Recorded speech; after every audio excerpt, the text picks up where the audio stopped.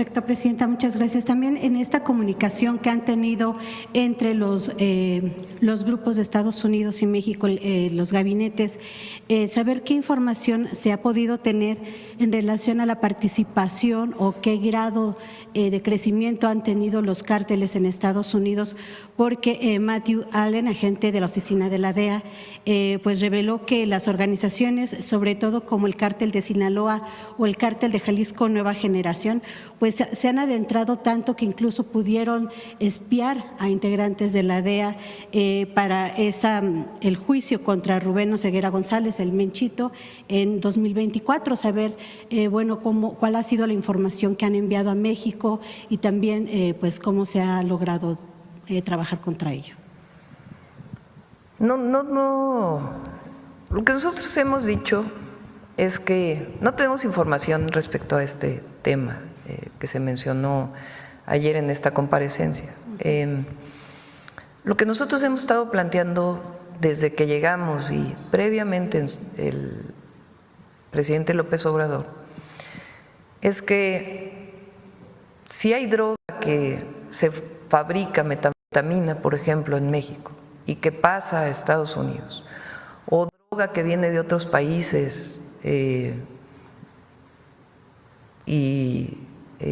pasa a Estados Unidos, como el caso del fentanilo, que incluso ahí hay paso de Estados Unidos a México, luego de México a Estados Unidos, en algunos casos de precursores, o otro tipo de droga que no es droga sintética como cocaína, otro tipo de droga.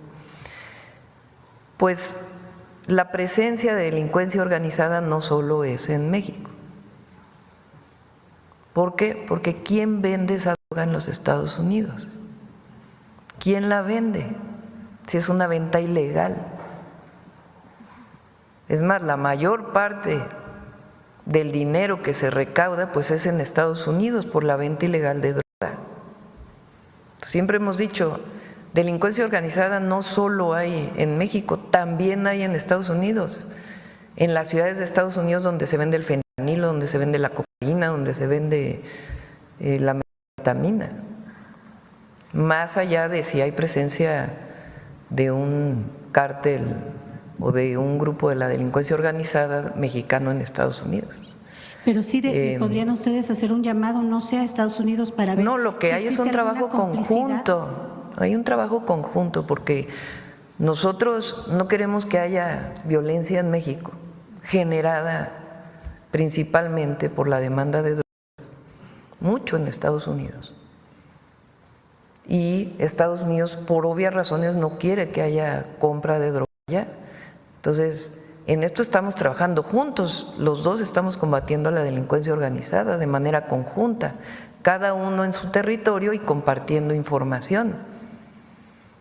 Entonces, el acuerdo que tenemos con Estados Unidos es respeto a nuestras soberanías, a que cada quien actúe en su territorio, pero que estemos compartiendo información, inteligencia, porque a ambos países estamos interesados en disminuir violencia, consumo de drogas y todo lo que tiene que ver con la delincuencia organizada, aparte de otras acciones que hemos insistido mucho.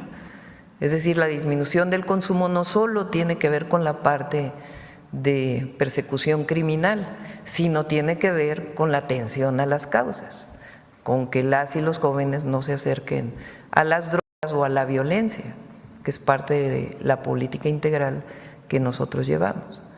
Entonces, es evidente que en Estados Unidos actúan grupos de la delincuencia o hay delincuencia organizada.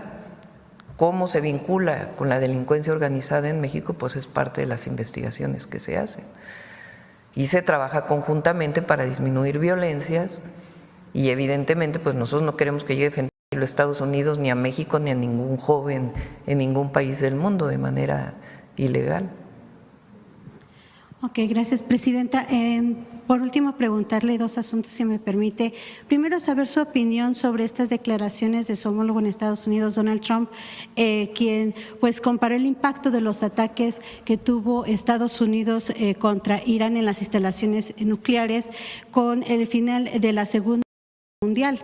Argumentó que el daño fue tan grave a pesar de que los informes de inteligencia disponibles indicaron que no eran concluyentes. Incluso la propia Agencia de Inteligencia de Defensa de Estados Unidos evaluó los ataques que realizó el gobierno de Trump al programa nuclear iraní y dijo que solamente los retrasó unos meses, a pesar de que Estados Unidos Donald Trump dijo que el programa había sido destruido. Saber su opinión sobre eso y también si pudiera darnos un informe, Presidenta, o que le han dado a conocer sobre el derrumbe del túnel Mitla-Tehuantepec, que estuvo en construcción 15 años, un año después de haber sido inaugurado se derrumba ante el paso del huracán Eric, después de que se había incluso dicho que este túnel había ayudado a la zona, que era una zona de deslaves, y terminó derrumbándose. Gracias, Presidenta, buen día. Sí, me quedé pensando en el túnel, la primera parte de tu pregunta era…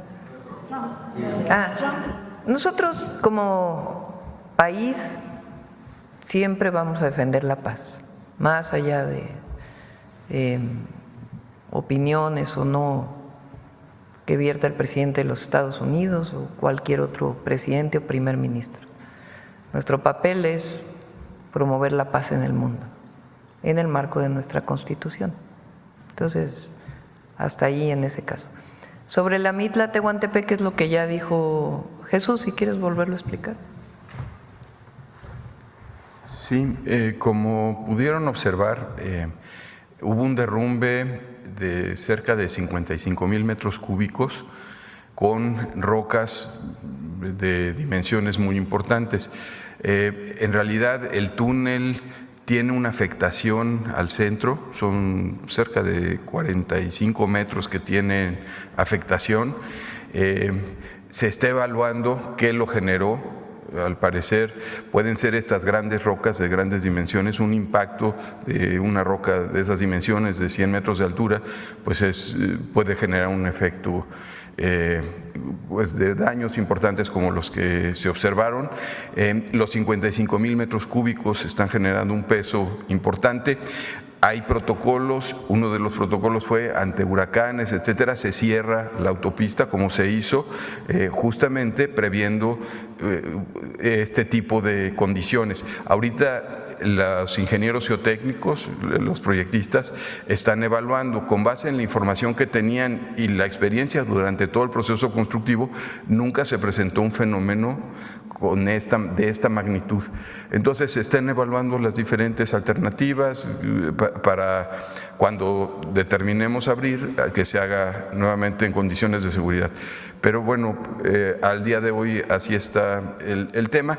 Es una concesión, tienen su seguro, el costo corre a cargo de la concesionaria y el próximo viernes estaremos teniendo una segunda reunión de evaluación. Ayer tuve reunión con los técnicos, me informaron estos diferentes aspectos. Por el momento estamos revisando las condiciones de estabilidad para que sea seguro inclusive entrar y estar trabajando.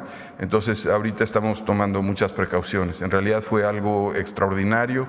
Reportan que hubo sismos previamente, 4 sismos que pudieron haber aflojado estos grandes macizos rocosos y sí superan los criterios de diseño en general para las obras un incidente de esta magnitud.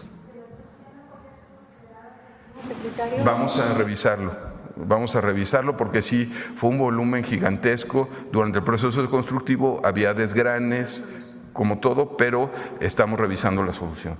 Sí. Sí, el viernes esperamos ya informarle a la presidenta las diferentes alternativas que haremos para que se pueda abrir de manera segura.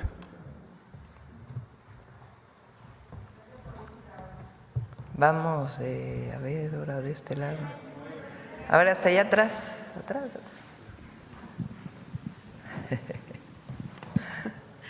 Gracias, Presidenta. Buenos días, Angélica Guerrero, del financiero Bloomberg Televisión.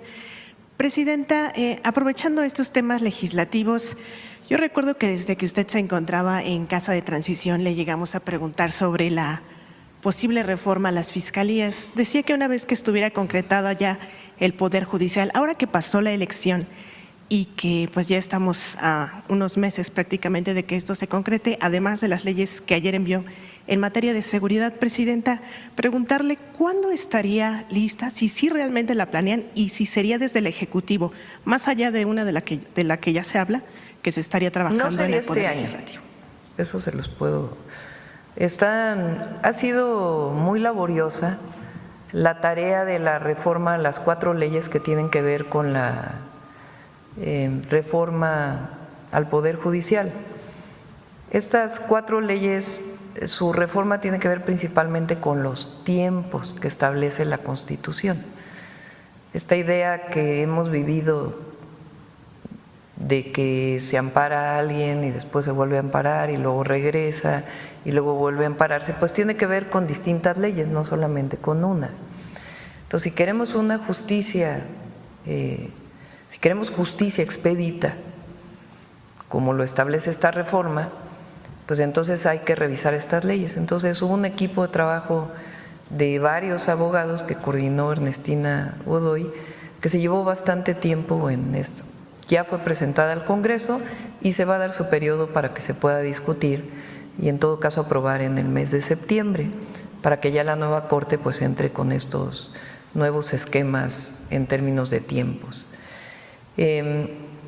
Y estamos trabajando sobre la reforma a la ley electoral, apenas inicia, a las leyes electorales apenas inicia este proceso, no tenemos todavía fecha para poderla presentar y después pues ya la revisión que tendría que ver con las fiscalías. Presidenta, ya mencionó que no se presentaría este año, pero desde su punto de vista, con todo lo que se ha visto, ¿cuáles serían los elementos principales que ya se vislumbran y que podría tener una reforma a No me las quiero fiscalías? adelantar, ya cuando se presente ya hablaríamos de eso. ¿La autonomía estaría incluida? No está pensado quitarle autonomía a las fiscalías. Presidenta, sobre lo que ya comentaba mi compañera, esta presentación de los casos de desaparición, ya se envió, entiendo entonces, la reforma a desapariciones forzadas y lo que tiene que ver con el tema de búsqueda de Ya se personas. había enviado. El tema es que se modifica a partir de las mesas de trabajo que tuvo la secretaria de Gobernación con todos los colectivos. A eso iba, Presidenta, que yo quería preguntarle o saber cuándo se va a exponer, cuáles son estos cambios principales que mencionaron las madres Lo buscadoras. presentó la secretaria de Gobernación el lunes en conferencia de prensa. Si quieren lo traemos nuevamente aquí a la mañanera. Pero ya se presentó en una conferencia de prensa, se dijo también cuántos colectivos estaban de acuerdo, hay otros que se están sumando también, y habrá algunos pues que no, al final no estén de acuerdo, pero se buscó integrar todos los comentarios de los colectivos que participaron en estas mesas de trabajo.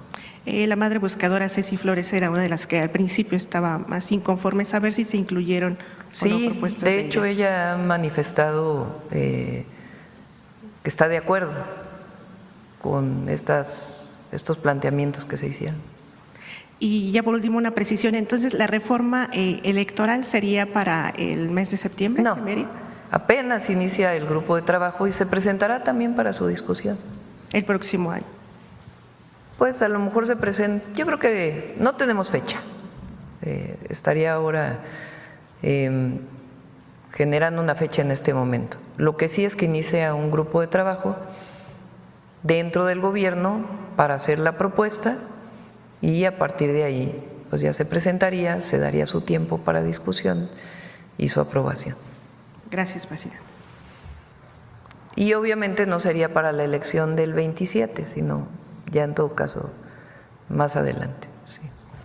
Bueno, ¿a dónde vamos? ¿A dónde vamos? A ver, por acá. A ver, aquí primera fila y luego atrás para que… Muchas gracias, Presidenta. Celsin Juárez, de noticiasdefrente.com. Preguntarle sobre este caso de la reforma electoral y las declaraciones del dirigente del PRI, Alito Moreno, que bueno, pues compara su gobierno con una dictadura, con regímenes autoritarios, hasta con Hitler. ¿Qué le dice, Presidenta, al dirigente del PRI? No voy a discutir con Alito Moreno. Pero sí es importante, porque ahora sí, como decía el presidente López Obrador, repites una mentira tantas veces que se convierte en verdad. Es el tema de la censura, por ejemplo. ¿Dónde hay censura en México? ¿Quién de los que escribe que hay censura se le ha censurado alguna vez? ¿Quién? Hay una televisora que se dedica a decir mentiras. ¿Quién la censura? Lo único que tenemos nosotros aquí es el derecho de réplica, entre otros con el detector de mentiras. Hay otra televisora de un conductor que es el que más gana en México, que dice mentiras y luego se molesta porque en el detector de mentiras le decimos que dice mentiras. ¿Dónde hay censura? Pueden hablar, bueno, vean hoy las columnas. A mí me pasan un resumen en las mañanas, ahí antes de la sesión del Gabinete de Seguridad, un resumen, lo veo en las mañanas. A veces no me da mucho tiempo, pero en general veo el resumen. Y es increíble porque es fulano de tal, no voy a decir nombre, la censura, el régimen que busca la censura. Mengano de tal, el régimen que busca la censura. Mengana de tal, el régimen que busca la censura. Otro, el régimen que… Bueno, ¿quién se los dicta? ¿O es que se leen entre ellos? Entonces alguien lee a uno de ellos y dice, ah, sí es cierto, hay que decirlo. Y se repite y se repite y se repite y se repite y se repite. Entonces, tienen un chat. Bueno, tienen un chat. Entonces, ¿dónde hay censura en esta ley de telecomunicaciones? Entonces, los del PRIAN repiten en la tribuna, hay censura, ley censura, y luego todos, censura, censura, censura. ¿Dónde hay censura si todos pueden decir lo que quieran y a nadie se le persigue? Ayer dije que valdría la pena revisar, que yo no lo haría, pero el caso de Campeche, porque Laida lo que plantea es que ha habido una crítica despiadada a ella por ser mujer, por cómo es, por su físico. La pregunta es, ¿eso se permite? ¿Eso es parte de la libertad de expresión? ¿O la libertad de expresión no lleva también el respeto? Y particularmente a las mujeres. Hemos visto en las redes sociales una crítica misógina tremenda contra algunas compañeras y de distintos partidos, no solamente de Morena. Entonces, ¿eso es libertad de expresión? Por eso dije, vale la pena revisar el caso de Campeche, que todas las diputadas, senadoras de otros partidos políticos que defienden tanto el feminismo, revisen este caso y opinen sobre ello y las razones de la gobernadora, porque ella no quiere llevar a nadie a la cárcel, lo que quiere es que se reconozca que hay un asunto de misoginia y de odio vinculado con ser mujer. Entonces, eso yo ayer lo dije y lo sostengo, que es importante que se discuta en nuestro país y si eso alcanza la libertad de expresión o no, o hay ciertos límites que tenemos que tener todos frente a la crítica, porque se puede criticar, sí, bueno, pero ese tema hay que revisarlo, por eso lo planteé. Ahora, censura. La otra, autoritarismo, régimen autoritario, porque la presidenta puso a los ministros de la Corte, dicho por el PRI. Bueno, ¿en qué país vivimos? O sea, Zedillo llega a ser presidente cambia la Constitución, nombra él a todos los ministros de la Corte, él. Nombra a todos los ministros de la Corte. ¿Y ahora qué hicimos nosotros? Que decida la gente. Ah, pero eso es autoritarismo. Que decida la gente es autoritarismo. Entonces, somos un régimen democrático, libertario, pero que tiene algo muy importante, y es que el actor principal de la vida pública es el pueblo de México. Eso no ocurría antes y queremos que siga ocurriendo, que el actor principal de la vida pública, de la política, sea el pueblo, que sea la gente. Entonces, esta idea que, o sea, ¿quién le cree a este hombre? Dicen que ahora quiere desmantelar la democracia. Pues, pero ya no voy a discutir con él, sino con las ideas que se plantean. Gracias, presidenta. También preguntarle sobre este video que se volvió viral, donde se observa agentes del ICE golpeando al señor Narciso Barranco, un jardinero de origen mexicano, que fue detenido y sometido por esos agentes mientras trabajaba en una cafetería en Santana, California. Fue muy sonado, está muy fuerte este caso, no sé si usted ya haya visto este video y tenga información al respecto, porque bueno, si resulta que es un migrante, tiene 31 años viviendo ya en Estados Unidos, es originario de Cuernavaca, Morelos, pero es papá de 3 soldados estadounidenses, sus hijos nacieron allá y bueno, pues ahora sirven al país, ¿no? A Estados Unidos. ¿Qué opinión tiene sobre esto? Y bueno, pues se abre el debate porque como pues hay muchos casos de migrantes que hicieron su vida allá y que sus hijos o hijas decidieron servir a esa nación y ahora pues de alguna manera los están corriendo y tratando de una manera inhumana, presidenta. Es injusto, es una injusticia. Las mexicanas y los mexicanos que viven en Estados Unidos, los migrantes, porque no solo son las mexicanas y los mexicanos, son personas que se fueron a Estados Unidos por necesidad y que han hecho su vida allá, que son mexicanos y estadounidenses al mismo tiempo, aunque no tengan el papel de la nacionalidad, porque han aportado a Estados Unidos toda su vida. Imagínense, los hijos de esta persona son inclusive parte del ejército de Estados Unidos. Entonces, nosotros vamos a seguir defendiendo a nuestros hermanos y hermanas allá. El consulado entró de inmediato en contacto con él.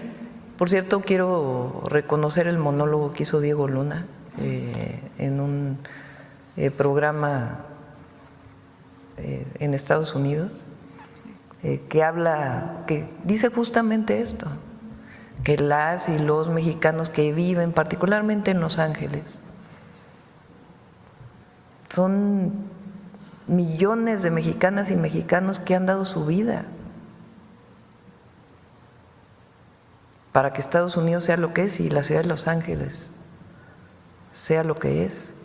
Entonces nosotros vamos a defenderlos allá con los consulados. Dio una conferencia de prensa la semana pasada el canciller de todas las nuevas acciones que se están tomando con los consulados de manera diplomática. En las conversaciones que tenemos hemos dicho que tienen que ser reconocidos los mexicanos allá, que no estamos de acuerdo con las redadas, que los migrantes no son criminales, que si hay alguna persona que cometió algún delito, pues que se actúe, pero los millones y millones de mexicanos no son delincuentes, son héroes y heroínas. Y todo lo que esté en nuestras manos para poder ayudarlos lo vamos a hacer, siempre. No solo por convicción, sino porque es la responsabilidad de la Presidenta de México. Gracias, presidenta. Ya por último, si me permite una pregunta al director Pepe Merino sobre si tiene información de la explosión del cohete Starship de SpaceX que impactó directamente en la costa tamaulipeca y que pues generó mucha basura incluso pues desechos peligrosos como fósforo blanco que han caído en territorio mexicano y están afectando a fauna aquí en nuestro país. Estamos por reunirnos, el gabinete Pepe está justamente coordinando este trabajo por los impactos en seguridad, ambientales que representa el lanzamiento de estos cohetes, no particularmente lo que ocurrió, sino en general el lanzamiento de estos cohetes en particular para Tamaulipas. Entonces está haciendo la revisión general, qué leyes internacionales se están violando y a partir de ahí pues iniciaremos un proceso. Okay. Porque en efecto sí hay contaminación. Sobre este caso en específico, Presidenta, ¿ya ambientalistas han lanzado alertas? Sí, lo estamos revisando, no solamente para hacer una revisión y punto, sino todo lo que tiene que ver con el lanzamiento de los cohetes que está muy cerca de nuestra frontera, los impactos que tiene en la zona y dentro del marco de las leyes internacionales, pues hacer las demandas necesarias que tengan que hacerse. Muchas gracias. Aquí atrás. Muy buenos días, Presidenta CONA, su servidor Carlos Pozos de LM Noticias. Buenos días a los colegas y a los servidores públicos aquí presentes. En mi pasada intervención le hice saber sobre una investigación que hace LM Noticias sobre una adjudicación millonaria que hizo el gobierno de la Ciudad de México de forma directa a una empresa privada para el suministro de gasolina y diésel al parque vehicular. El gobierno de la Ciudad de México ya me informó y me dijo que fue Pemex Transformación Industrial la que solicitó la terminación anticipada del contrato que tenía vigente hasta el pasado 7 de mayo. Contra viento, marea y lluvia viajé a Acapulco, la lluvia por el huracán Eric, y estuve en la realización del Congreso Mexicano del Petróleo, que fue la semana pasada, en donde el gran ausente fue el director de Petróleos Mexicanos, el maestro Víctor Rodríguez Padilla, a quien le pretendía preguntar por qué solicitó Pemex la terminación anticipada de este contrato. Mi pregunta en este sentido, ¿será posible que Pemex nos pueda decir por qué da por terminado el contrato contraviniendo el principio de fortalecimiento de soberanía energética promovida por el presidente Andrés Manuel López Obrador? Y en este mismo sentido de tema energético, Presidenta, el compañero periodista Darío Celis del Heraldo de México publica apenas el lunes que usted tomó la decisión que nadie se atrevió para crear el Pemex Proa, que tiene como objetivo remediar de raíz la crisis financiera y operativa de Pemex al convertir la deuda de Pemex en deuda pública alrededor del 50%. Presidenta, ¿es cierto que el jueves de la semana pasada usted tomó la decisión y si es así, cómo impactará en la deuda soberana y en el déficit fiscal esta decisión del Pemex Proa? No hay ningún Pemex Proa, no sé de dónde saca Darío Célix que hay un Pemex Proa. Porque además jamás haríamos algo similar al FOBA Proa, que estuvo plagado de corrupción. Entonces no hay nada similar. Estamos trabajando y ya lo vamos a informar. De hecho, a las 10 de la mañana tengo hoy reunión de nuevo con todo el equipo. En un esquema integral de largo plazo para Pemex. Digamos, la situación bueno, primero vamos a revisar esto que dices del contrato con la Ciudad de México para que se informe, eso es lo primero. Ahora, ¿qué pasa en México, en nuestro país? Durante muchos años tuvimos un yacimiento que le dio muchísimo a México, que fue Cantarell. Previo a ello hubo otros yacimientos muy importantes, tanto en tierra como en aguas someras. Aguas someras son las aguas que no son, que están cerca de la costa y donde la cantidad de kilómetros de perforación pues no son como en aguas profundas, que estamos hablando de cientos, cada vez hasta miles. Entonces, Se acabaron Cantarell de una manera muy irresponsable en el sexenio de Fox y de Calderón. Sobreexplotaron Cantarell, particularmente en el sexenio de Fox, tomaron la decisión, para que salga el petróleo tiene que haber presión. Entonces normalmente se inyecta gas, el propio gas que sale se inyecta de nuevo para que haya más presión y pueda salir el petróleo, pueda salir el petróleo. Si no hay suficiente presión y se explota muy rápidamente, pues hay petróleo que se queda abajo que ya es después muy costoso sacar. En el caso de Cantarell, sobreexplotaron y en vez de inyectar gas, inyectaron nitrógeno. Inyectan nitrógeno, contaminan el gas, de tal manera que ya no se puede utilizar ese gas a menos que se descontamine con el nitrógeno. Y el objetivo era sacar petróleo rápido. En la época de Fox llegaron a sacarse 3.2 millones de barriles de petróleo diarios, 2004 más o menos. Que por cierto estaba a $90 el barril y nunca se supo qué pasó con todo ese excedente petrolero que salió, se lo gastaron quién sabe en qué, porque nadie recuerda una gran obra de Fox, grandes obras de infraestructura vinculadas con este incremento en la producción, en el costo del combustible que hubiera dado pues obras de infraestructura muy importantes para el país. Pero bueno, se acabaron prácticamente Cantarell, lo sobreexplotaron, todavía se está explotando. Eso significa que el nuevo petróleo o el petróleo que ahora se extrae pues cuesta más extraerlo que lo que costaba hace 20, 30 años con estos yacimientos tan ricos. Entonces Pemex pues tiene que gastar o invertir, porque no es gasto, invertir de una manera distinta a como se invertía hace años. Por otro lado, con la apertura de la venta de combustible en México, pues hasta el 2013, si recuerdan, pues solo había gasolineras de Pemex. Entonces el único combustible, la única gasolina o diésel que se vendía en nuestro país, pues era de Pemex. Entonces el mercado, todo el recurso de la venta de gasolinas y de diésel, pues entraba a petróleos mexicanos, ahora ya no es así.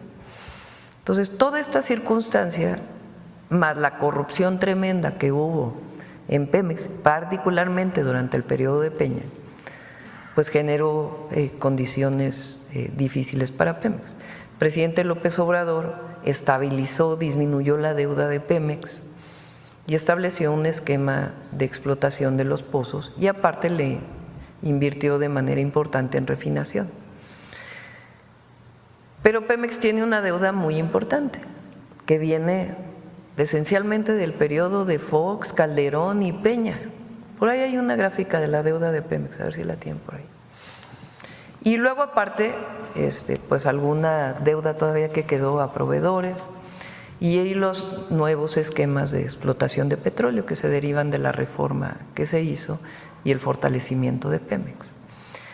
Entonces, lo que estamos haciendo es una visión de largo plazo para Pemex, financiera y en términos de la producción de energía que tiene que hacer Pemex. En eso hemos estado trabajando desde que entramos, bueno, desde antes, pero particularmente desde el 1 de octubre a la fecha. Y ya se está cerrando este esfuerzo tan importante de planeación que se ha hecho y ya se va a presentar en términos financieros y en términos de la visión de largo plazo de Pemex. Muy bien, Presidenta. Como segunda pregunta, sin eufemismos y sin circunloquios, considerando el reemplazo del satélite bicentenario debido a su fin de su vida útil y con la programación del lanzamiento del nuevo satélite y mantenimiento del satélite Morelos 3, mi pregunta es para usted o para el maestro José Merino. Toda vez que el expresidente Andrés Manuel López Obrador no quiere ni una estatua, ni una calle, ni una avenida con su nombre pero nunca habló del espacio exterior. Con respeto le propongo a su consideración. No creo que estaría muy contento que le pongamos al satélite, que se le ponga al satélite SAT-AMLO.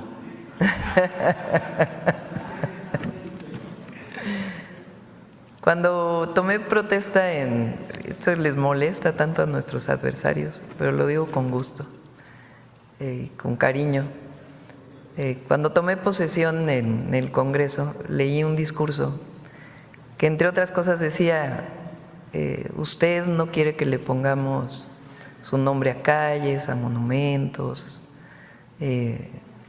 o alguna avenida, o algún satélite, pero no hace falta, porque Manuel López Obrador se quedó en el corazón del pueblo de México, por siempre. Así es. Como tercera y última pregunta, Presidenta, hoy en el resumen que le entregan de las columnas, no sé si pudo observar la columna del Financiero, donde el conductor también del noticiero Televisa, Raimundo Rivapalacio, publica una columna titulada Manotazo en la Mañanera, con los lineamientos que nos entregaron a los reporteros. El columnista dice que es un manotazo para sacudirse la marca del expresidente Andrés Manuel López Obrador, pero que es insuficiente. Dentro del texto de la columna dice que su equipo es incapaz de generar contenido con alto valor noticioso, por eso es que sus declaraciones en esta conferencia pues no están en 8 columnas en los medios impresos tradicionales. Por cierto, ¿cómo inventan? La verdad. El otro día salió que Zoé iba no sé dónde, cambiaba de puesto, ¿no? Que del IMSS iba al ISSSTE, ¿no? Estaba yo junto a Zoé, le digo, oye, ¿no me habías informado que te querías ir al ISSSTE? También que estamos peleadas con Clara, ya ha salido en varias, ¿no? ¿Qué otra cosa han inventado por ahí? Palenque. La conexión. Ah, sí, que hay una conexión entre Palenque e Irán. No, es que hay otro también ahí en el Universal que es una cosa, pero es la ciencia ficción llevada a su máxima expresión. Es impresionante, pues, la cantidad de mentiras. Sobre el reglamento de la mañanera, es un reglamento que ya venía desde el presidente López Obrador, que nosotros lo mantuvimos. Lo cambió Belmont ayer o antier, o hace unos días, o todavía con Paulina, no sé, porque ya no hay tómbola, que yo les pregunté aquí, que cómo querían que vamos a probar así como estamos un tiempo y si no, pues regresamos a la tómbola. Entonces, como había tómbola para poder que se seleccionara de los que llegaron temprano, quiénes iban a estar en primera fila, y normalmente preguntábamos en primera fila, pues se cambió para decir, bueno, pues ya no hay tómbola, ahora la presidenta pues busca ver a quién pregunta. Eso fue lo que se cambió. Ahí hay un artículo 28 que tiene que ver con que pues se vea que realmente informa quién viene a la mañanera. Porque a veces pues se viene a la mañanera pero ni siquiera se informa de lo que vino aquí, sino nada más se viene a preguntar. Si no porque se publica, tiene mucho rating la mañanera, sí tiene su rating. Pues con eso me contesta. Gracias, Presidenta. Muchas gracias. Cerramos aquí, vamos con el detector de mentiras. Mañana vamos a la que sigue.